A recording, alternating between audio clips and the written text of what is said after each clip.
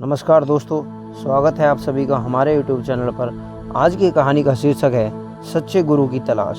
तो चलिए दोस्तों शुरू करते हैं। सन 1881 की बात है। नवंबर का महीना था। ठंड भी अपना पूरा भरपूर असर दिखा रही थी। एक दिन श्री रामकृष्ण परमहंस आमंत्रण पर सुरेंद्रनाथ के घर पधारे। उनके आने पर आनंदोत्सव मनाया जा रहा था। कोई अच्छा गायक ना मिलने पर सुरेंद्रनाथ ने अपने मित्र नरेंद्र को बुला लिया। जब श्री रामकृष्ण जी ने नरेंद्र का गाना सुना तो वे उसकी प्रतिभा को पहचान गए।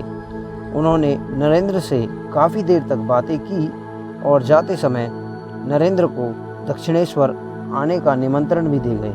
उस समय नरेंद्र FA की तैयारी में जुटे थे। शीघ्र ही परीक्षा होने वाली थी, जिस कारण नरेंद्र श्री रामकृष्ण परमहंस के आमंत्रण को भूल गए। परीक्षा समाप्त होते ही नरेंद्र के विवाह की बातचीत होने लगी, लेकिन नरेंद्र विवाह करने के इच्छुक नहीं थे। वह अक्सर अपने मित्रों से कहते थे, मैं विवाह नहीं करूंगा। इधर विश्वनाथ बाबू खुले विचारों वाले व्यक्ति थे। वे नरेंद्र पर किसी भी तरह का दबाव नहीं डालना चाहते थे। अतः उन्होंने विवाह के संबंध में नरेंद्र की राय जानने का कार्य अपने संबंधी डॉक्टर रामचंद्र दत्त को सौंप दिया। उनके पूछने पर नरेंद्र ने स्पष्ट शब्दों में कह दिया, मैं विवाह के बंधन से मुक्त रहना चाहता हूँ, क्योंकि मेरे उद्देश्य की पूर्ति में विवाह बाधक है। नरेंद्र का जवाब सुनकर रामचंद्र दत्त ने उन्हें सलाह दी, यदि वास्तव में तुम्हारा उद्देश्य सत्य की प्राप्ति है तो ब्रह्म समाज में जाने से कोई लाभ नहीं है। तुम्हारे लिए दक्षिणेश्वर में श्री रामकृष्ण के पास जाना ठीक रहेगा। उनके ऐसा कहते ही नरेंद्र को रामकृष्ण जी का आमंत्रण स्मरण हो गया और वह अपने मित्रों के साथ दक्षिणेश्वर जा पहुँचे। श्री रामकृष्ण परमहंस नरेंद्र से आत्मीयता के साथ मिले। उन्होंने नरेंद्र को अपने निकट चटाई पर बैठा लिया और गाना सुनाने के लिए कहा। नरेंद्र ने ब्रह्म समाज का मन चलो निज निकेतन गीत गाया। गीत समाप्त होने पर रामकृष्ण नरेंद्र को एकांत में ले गए और अंदर से कमरा बंद कर लिया। श्री रामकृष्ण ने नरेंद्र से पूछा, अरे तू इतने दिन कहाँ रह गया? मैं कब से तेरी प्रतीक्षा कर रहा था। विषयी लोगों से बात करते करते मेरा मुंह जल गया है। आज तुझ जैसा सच्चे त्यागी से बात करके मुझे शांति मिलेगी। कहते कहते उनकी आंखों से आंसू बहने लगे। नरेंद्र हतप्रभ से उनकी ओर देखते रह गए। कुछ पलों बाद रामकृष्ण ने हाथ जोड़कर नरेंद्र से सम्मानजनक शब्दों में कहा, मैं जानता हूँ कि तू सप्तऋषि मंडल का महर्षि है, नर रूपी नारायण है। जीवों के कल्याण की कामना से तूने देह धारण की है। नरेंद्र उनकी बातों का कोई उत्तर ना दे सके। वह अवाक से उन्हें देखते रहे।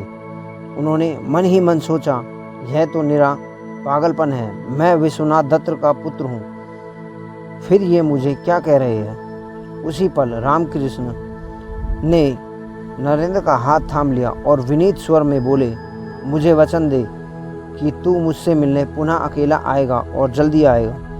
नरेंद्र ने इस अद्भुत स्थिति से मुक्त होने के लिए वचन तो दे दिया, किंतु मन ही मन कहा, फिर कभी ना आऊँगा। इसके बाद श्री रामकृष्ण नरेंद्र के पास वापस बैठक में आ गए।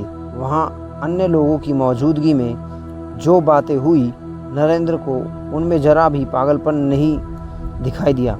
नरेंद्र वापस अपने घर लौट आए। हालांकि उन्होंने निर्णय लिया था कि वे अब कभी श्री रामकृष्ण से मिलने दक्षिणेश्वर नहीं जाएंगे, मगर 1 माह के बाद वे पुनः दक्षिणेश्वर जा पहुँचे। रामकृष्ण एक खटोले पर लेटे हुए थे। नरेंद्र ने देखा वहाँ उनके अतिरिक्त कोई दूसरा प्राणी नहीं है। जैसे ही रामकृष्ण की दृष्टि नरेंद्र पर पड़ी, वे प्रसन्न हो उठे और आनंदित स्वर में उन्हें अपने निकट बुलाकर बैठा लिया। नरेंद्र ने बैठने पर ना जाने किस भाव से रामकृष्ण तन्मय हो गए और सरकते सरकते उनके निकट आ गए। नरेंद्र तनिक से भयभीत हो गए। उन्होंने सोचा, शायद यह पागल पहले दिन की भांति आज भी कोई पागलपन करेगा। अचानक श्री रामकृष्ण ने अपना दाहिना पैर नरेंद्र के शरीर से स्पर्श करा दिया। उनका ऐसा करना था कि नरेंद्र को कमरे की दीवारें, सब वस्तुएं और संपूर्ण संसार घूमता हुआ महसूस होने लगा। एकाएक उन्हें अपना व्यक्तित्व तथा सभी वस्तुएं शून्य में विलीन होती हुई अनुभव हुई। उस समय नरेंद्र घबरा गए और भयभीत होकर चिल्ला उठे, अजी, आपने मेरी कैसी अवस्था कर डाली, मेरे माँ बाप भी है। नरेंद्र की बात सुनकर श्री रामकृष्ण खिलखिलाकर हंस दिए और नरेंद्र का हाथ अपनी छाती पर रखकर बोले, अभी इसका समय नहीं आया है, शायद फिर कभी सही।